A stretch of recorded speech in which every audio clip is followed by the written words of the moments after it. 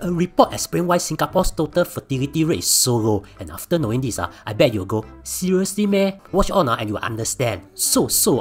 Now, before anything, you need to know what total fertility rate is. It's not the number of newborns divided by the number of deaths in Singapore. Instead, it's a measure used to estimate the average number of children a woman will have over her lifetime based on current birth rates. Now, for a population to replace itself without considering migration, a TFR of about 2.1 children per woman is needed. It's slightly above 2 due to child mortality and other factors. So for undeveloped countries, that might be higher. But in Singapore, 2.1 should be enough. But as you probably know by now, the number just hit less than 1.0 in 2023 is a record low. This is concerning because remember, we need it to be at 2.1 to replace our population. Just for context, back in 1960, it was 5.8. It hit below 2.1 in mid-70s and it has always been below 2.1 since. So the authorities have been trying their best to increase that and we kind of know one of the reasons.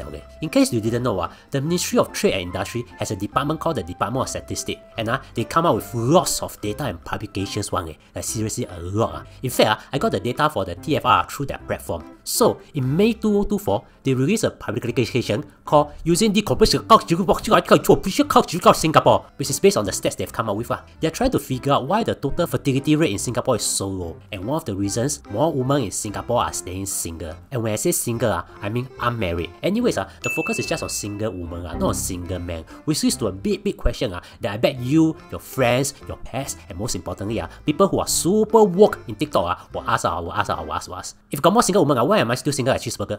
No, cause the TFR is a measure of women giving birth, so the results are like that. Now, here's what happened. The TFR has been dropping for 30 years, so they break down the last 33 years into two periods, between 1990 to 2005 and between 2005 to 2023. Interestingly, between 1990 to 2005, there were more married women, and on average, each married woman is giving birth less than each married woman between 2005 to 2023, but there were fewer married women. Now, I know you're confused, so let's use some fake numbers just to make it easier to understand. For example, in 1990 to 2005, there were 100 married women, and on average, each married woman give birth to 1 kid each. So for that period, 100 times 1 is 100, so there were 100 kids born. And in 2005 to 2023, there were 50 married women instead, and on average, each married woman give birth to 1.5 kids. So for that period, 30 multiplied by 1.5 is 75, so there were 75 kids born. So therefore, in recent years, married woman is giving birth to more babies, but there were fewer married women. This is why you see this headline, whereby it says singles contributed to the low TFR. Interestingly, because nowadays,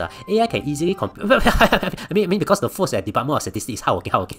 Not say use AI, it's that they're hardworking. So they did a projection which you can see here. You see, if the same number of women get married and each married woman give birth to the same number of kids, the TFR can be at 1.43, which is not a replacement figure yet, but much healthier. So basically, what can we learn from this? We single men can no longer use the excuse that we cannot find single women. But why are people not getting married? You can watch this video to know more. And thank you for spending 3 minutes with me. I really appreciate it.